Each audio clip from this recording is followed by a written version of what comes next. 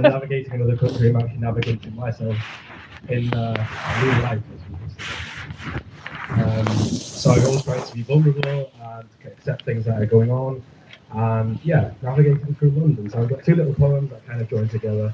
So we'll go from there. Thank you for listening, and thank you, Casey, as well. Thank you, Casey, as well, for opening up your arms and allowing me to perform last night. So here we go. The panic of missing an opportunity down here, like all the metros I've picked up and not read, leave nothing unsaid. But then here we all don't need an answer. But wait again, I have so many questions ringing around my head. Chose not to speak. Because man, if I started, I'd go around London like the tube map and it would hit me like boom, pow, slap. But we're on the right track, and I reassure us all of that, because it's our track. Here I go again. So the next one, this was me. I was sitting in. I was sitting in Shoreditch having a beer, waiting to go to an event, and I seem to write little things that I just notice and see, and I'm like, oh my god, where is it now? So I'm easily inspired. Maybe my friend's saying like an excited puppy who can't sit still. So here we go. This one is kind of like the theme is letting go, but holding on. A quenched hold on my beer, the green man flashing before me, invited to cross to the other street, a side I have actually not looked from yet. Curtain Road is called, how convenient. A reveal of the unknown, a whole different slang. Fogged with the sense of last drags from fingers that touch dreams, a finished day. First glimpse of light, unlocked the key, released from under the thumb office. Bam, another smack of pre-ash, pre-butt on the pavement that carries us all. Around me looks community, but close to me to talk about the money, goddamn the money, goddamn the money. City mapper, up sadly, did nothing already. Another Jubel awaits. Thank you.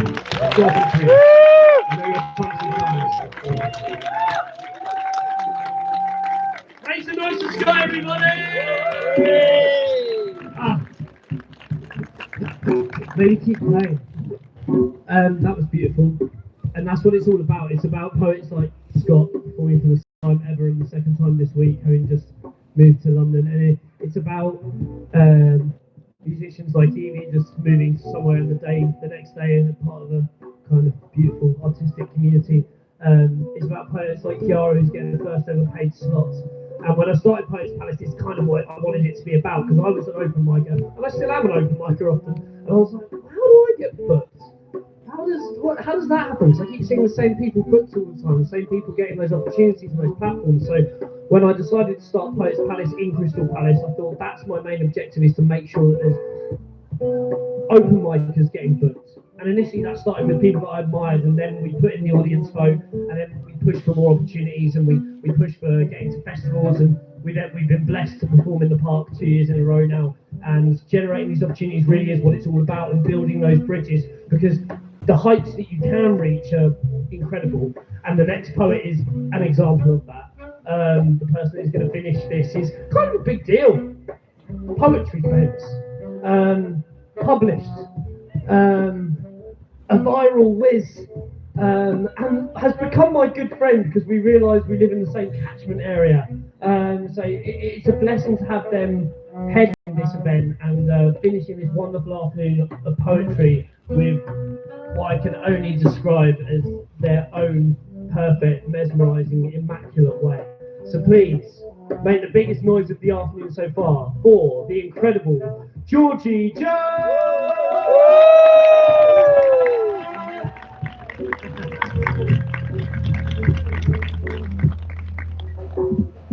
Thanks very much. Thanks very much. I'm only friends with people in my catchment area. That's how I make friends. Also, I drank some coffee quite quickly, and I've got a bit of the burps. Sorry about that. We're just a bit of housekeeping before we begin. Do you know how do you feel about Live, Laugh, Love? You know those like little signs that you see everywhere. You like them? No. No. You say no. No. Okay. Well, I'm gonna try and change my mind. I think then. I guess.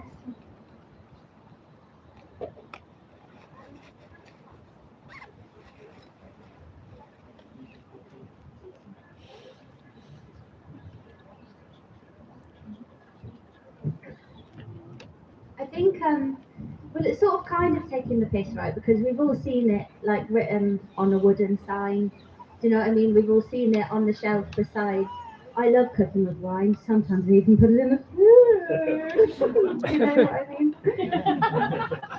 My mum's got one that says gin. Mummy's little helper. I bought that for her. I just think the question is though really, what else are we meant to do if not live, laugh, love? Now hear me out, alright? Because live is like get up, put your pants on, kiss the bruised banana in the fruit bowl before you blend it, thank it for service. Live is like linger on that picture of your mate's cat in those Elton John sunglasses. Live is like settle into duvet days where we do nothing except watch the dust dance in the late afternoon light. Studio 54, eat your heart out, little disco ball for one. Live is like get out, let the sun warm your face, have a little panic about whether you left your straighteners on. Treat yourself to a Caesar salad and crispy chips. Live is like dance, like nobody is watching. Live is gasping at the stars and the sea and the sunset. Live is crumbs in the butter and shoes by the door. Live is this steady handrail of ordinary hours, unremarkable and brilliant, and laugh. Laugh is you, cackling as the kettle boils over, rattling all the spoons in the drawer. Dog starts barking like she's in on the joke, and then we're both doubled over, eyeliner smudged, and our ribs actually ache, and this moment bends the shape of the entire day. It just pushes it towards something brighter. And I'll think about it later on the bus home, just grinning out the window like I'm in a rom-com where the soundtrack is two lovely idiots just trying to catch their breath. And love, well, we've all got 100 poems about that. And maybe it's basic. Alright, fine, maybe we don't need it written in swirling cursive on a driftwood plaque next to a plastic succulent in TK Maxx. That's fine, maybe it's boring. Maybe it's beige. Maybe it is little more than an alliterative and tired cliche, and to that I say, yeah, fine. But it is one I am happy to believe in. Thanks very much.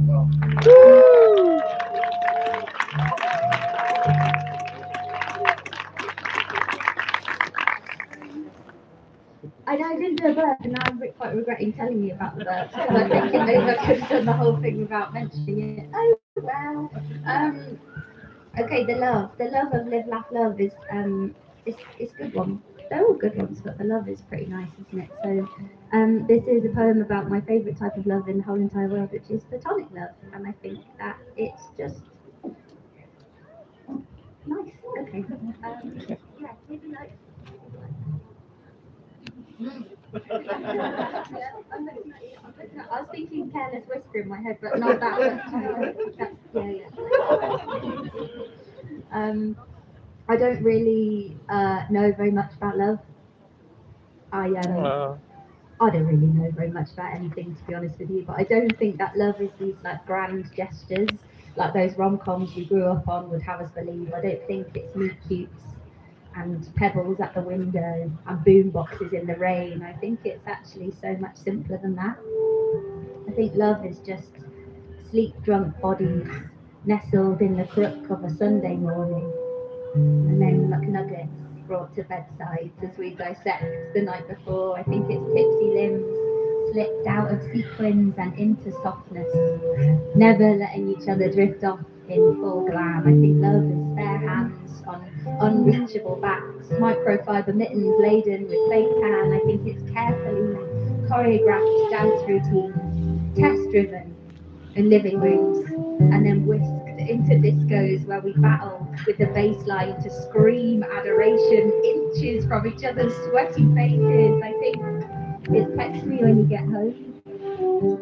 And as our smallest selves, it's knowing words can wait until tomorrow.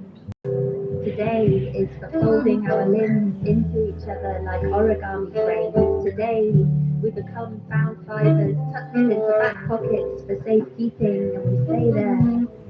We feel held enough to break. I think it's just tampons passed under bathroom stalls and pep talks on prescription.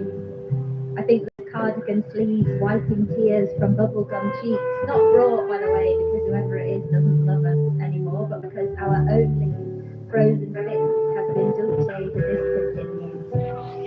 So, I don't know, we might not be snogging in the rain or getting down on one knee, but just really simply continuing to be the girls of each other's dreams. The ones we discovered knee deep in obsessive adolescence, fell head over jelly heels for and held on to white knuckled ever since. So I propose we spend forever falling platonically in.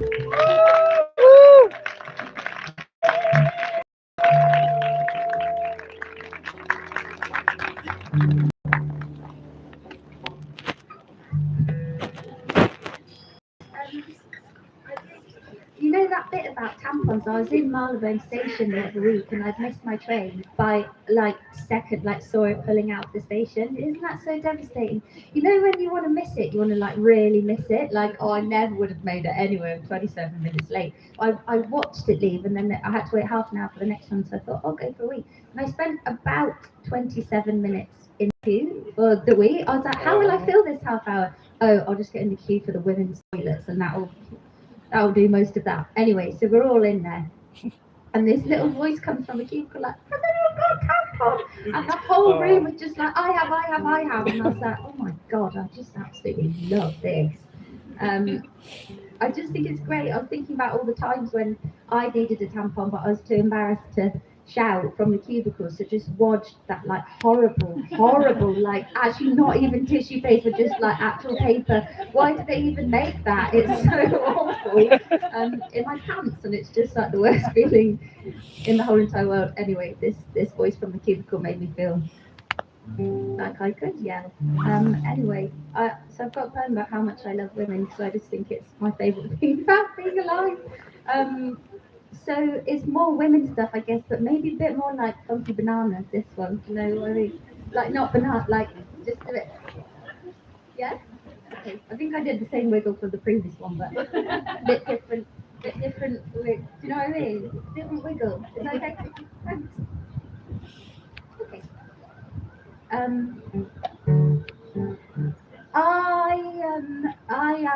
Wait, pretend I hadn't done that big eye. I'll start again.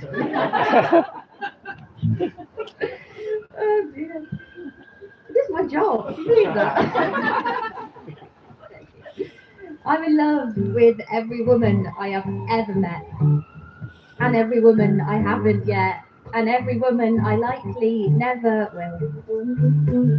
So when that's the list, thank you. So when this fella says, you're not like other girls, smirking, shaking head, yeah, me too, smirking, like he's just unwrapped a prize, like he's just offered up the compliment of the century, I just want to scream, no, all I've ever wanted to be, actually, is like other girls. I want to wing my eyeliner like other girls, drink iced matcha like other girls. I want to know when I want to dip my toe in the ritual more than I crave the taste. I want to lean against a bar in a silk dress like other girls, press red lipstick onto a napkin or do my makeup on a moving train, let the vibrations rattle the mascara into place. I want to show my belly like other girls, even when it trembles with doubt, jeans swung low around my hip bones. I want to have soft hands like other girls, wear silver rings and not lose them down the sink or inside tote bags full of unfinished snacks and receipts. I want to be like the women who balance a coffee, a meal deal, their keys and a cute little existential crisis all in the palm of one hand. Like the ones who say, sorry, I mean, if you get out of my way. And the ones who say, sorry, I mean, I think the weight of the world is resting on my shoulders and I'm worried I'm holding it wrong.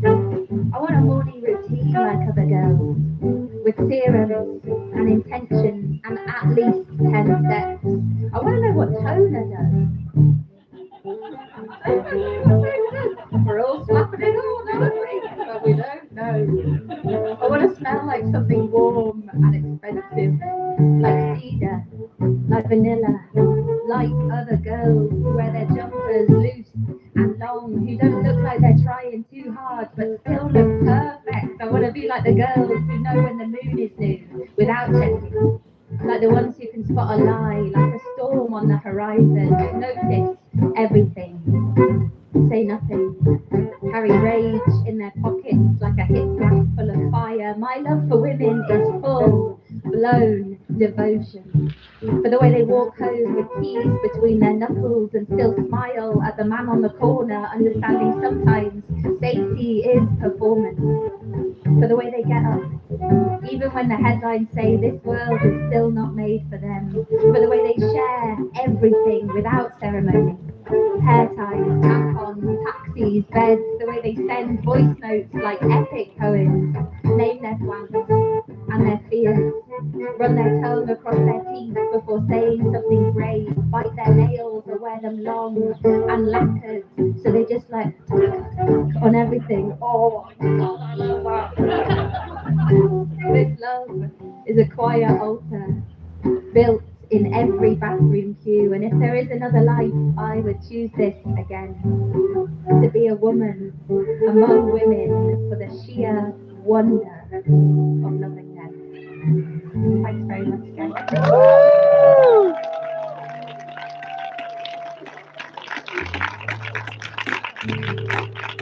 While we're on the phone, I'll do another new one, which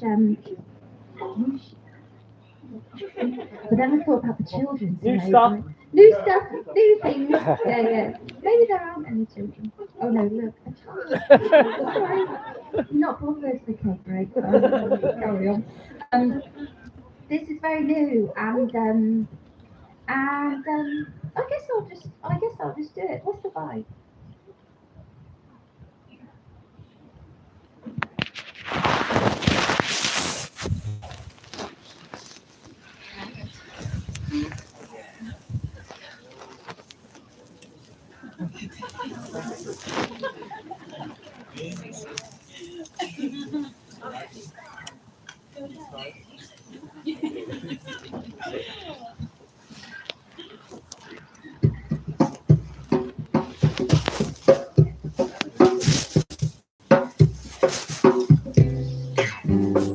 When I get to the end, I'd like to look like the last day of summer. Sun drunk, sweaty, missing one earring, hair giving, fell asleep on the night bus, woke up in Morden. I want my mascara to be vintage, clinging to the tips of my lashes from a year I remember fondly. I want leaves in my hair, scruffy little storytellers from trees we were explicitly told not to climb. What's the alternative? To be polished, body wrapped in bubbles, never taken out of the box, never kissed by catastrophe, to have never danced with heartbreak or cried hysterical tears in a Thorpe Park toilet cubicle, hypothetically. I mean, what a waste of admission that would be. I'm alright, you know, I'm good, thanks. I don't want a smooth celebrity new face. All the celebrities are getting new faces, have you seen that? I'd rather be a collage, a scrapbook of mistakes held together by sticky tape and glitter glue. I want to be a poem with coffee stains and crossed out lines. I want to be the sound of someone trying. I want to have changed my mind as many times as the sky changes outfits. Let me look weathered, like I stayed through the rain and the racket and clapped along with the thunder. Let me look like your favourite jacket. The one that was left in too many corners, forgotten on too many dance floors, smelling faintly of smoke, and still the one you'd reach for when the wind picks up. Give me wrinkles that look like inside jokes, and sunspots that tell you I never stayed in the shade, but chased every half-hearted sunbeam, like a dog chasing pigeons in the park. Let my heart limp, like it ran toward too many things, too many times, bruised by the beauty of everything it has ever loved. The point was never to stay whole. The point was to be held and dropped and yanked in every possible direction. I don't want to leave this place tidy, I want to leave it feral. Festival field loud, with grass stains on my knees and half my voice given to singing the wrong lyrics, shoes ruined beyond recognition. I'd love to leave this place with an absolutely massive wedgie and a story worth telling. Thanks very much.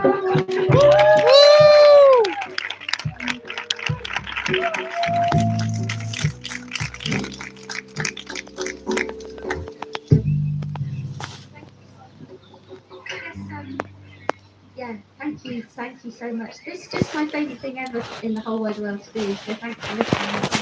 Thank you for having me. Thanks, wonderful band, for being wonderful. And like, what on earth? You know, you just see like talent, and you're like, oh my god. So thank you. It's just such a treat, and to be out with you all and be listening to poetry. I'll do a little ramble, but it'll go into it. So just thanks 1,000,000, and then I guess I'll end on poetry because I just love poetry so much. I think it's the best thing in the whole entire world. I once went on a date with a guy who dived for golf balls for a living. What is that? I don't know, that was a job. Great.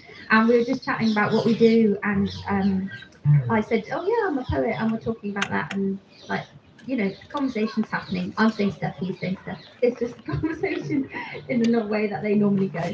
And so halfway through it, this guy really starts going to town on like a small little ramekin of aioli. That's between us on the table.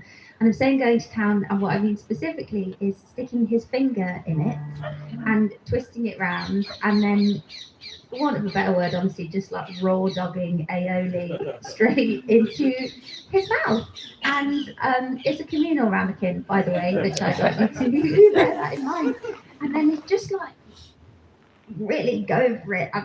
He sort of says to me halfway through with these stringy, spittily claps of mayonnaise, I know. He's like, anyway, not everything has to be poetry though. And I was like, structured, my friend. And I said to him, okay, but do you see that moth, right? Somewhere here, it's frenzied and full of longing, and it's just been hurling its little moth body at the patio light for the past 10 minutes because it just physically cannot imagine a world without brightness. That, by the way, that's poetry. Or the way the waitress said ice cold. She just dropped casual similes into conversation through loose fingers like dice across a Monopoly board. That's poetry, you know. Or the way neither of us have eaten that last chip. Why are you sticking your finger in the aioli when there's one chip left on the plate, by the way? But we both keep eyeing it. We're just watching it get slowly colder. And I'm like, doesn't love exist like that sometimes, you know, just kind of occupying this space between what we really want and what we're willing to take. And then he pulls a face, and I'm like, oh my god, calm down. I'm not saying that I'm in love with you. God forbid a woman talk about metaphor.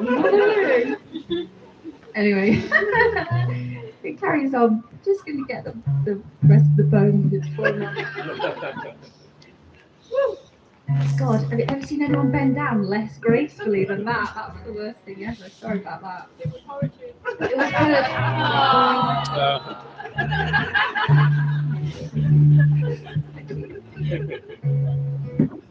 What about the way, here we go, people profess that they're nursing a tea, like Earl Grey might need winding or burping, or at the very least to be cradled between compassionate palms.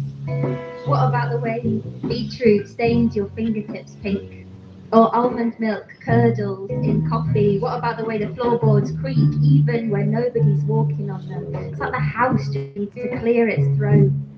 What about the bus stop with its wet, warped bench, damp graffiti, someone's blunt carved declaration, I was here. As if being was ever something we needed to prove.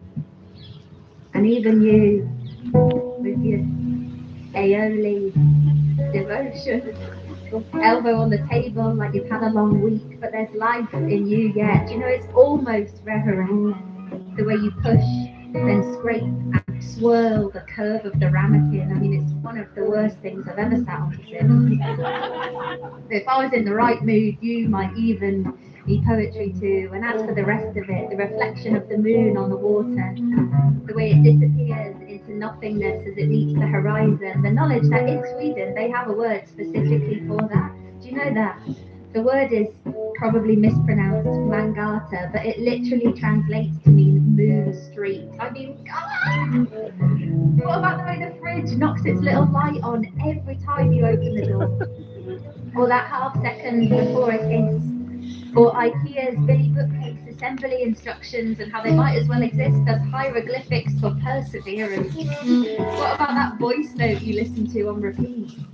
Or those photos you don't really look at but you just can't bring yourself to delete? What about the way this soft light is falling on your face? Or the fact that light is even something that can fall? And the sun, by contrast, is something we can catch. I mean, what is that? If not poetry. And he looks at me for a really long time, and I can hear the cogs in his brain. And eventually, he says, fair. That's his entire response to everything I just said. And then he's like, anyway, do you fancy one more round? I know a wine bar by the underground. And then he's like, whoa. And I'm like, you rhymed round there with ground. It's like 98% the same exact letters in the same exact order. Anyway, listen, long story short, I actually married that man. No, I'm joking. I obviously never saw him ever again. Anyway,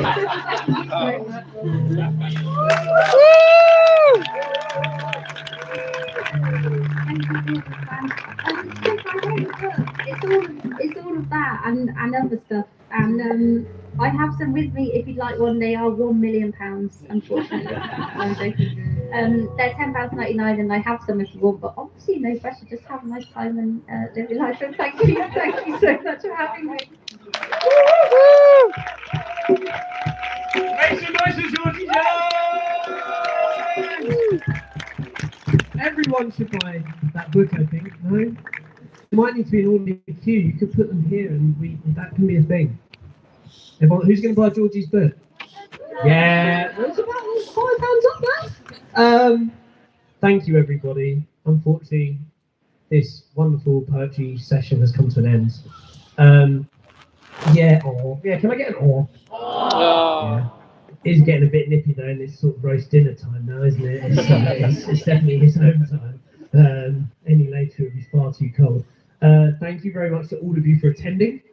Thank you very much to Crystal Palace Park Trust for having us for the second year in a row. This is fast becoming my favourite yearly gig to do. No pressure to have us back next year. Make some noise for the band, everybody! Make some noise for all of the open micers that performed! Make some noise for our headliners, Kiara, hey, Alex and Georgie! And make some noise for the amazing spoken word community that keeps making all this wonder happen. Thank you so much. We have two more events coming up this month. We have one on the Tuesday, the 14th of October at Somerset House, set list on Embankment. We have a South London poet called JK Speaks headlining that, and Kate Ireland, who is a super successful poet, coming down from Manchester for that. We've got 6 open mic slots, which is sign up on the door and we'll pull them out of a hat. And also, guys, it's free entry, and it's got capacity to hold about 200 people. So please come through. The tickets are free. You have to just buy one online, but it's free, so you don't buy it. What date is our event? 23rd of October. 23rd of October, we have got a listening party to the studio work that we are doing. Kofi Anchina is on that studio project. We've been recording some poets, and we're going to be releasing their music, and this is like a little opportunity for a sneak peek. Those tickets are going to be a £5. There's also going to be open mic. Please come down and support those two events. That one's at Queen of the South in Tulse Hill, South London as well. I'd love to see you all there. Thank you very much again for being here. That was Poets Palace in the Park 2025. Very beautiful afternoon, everybody.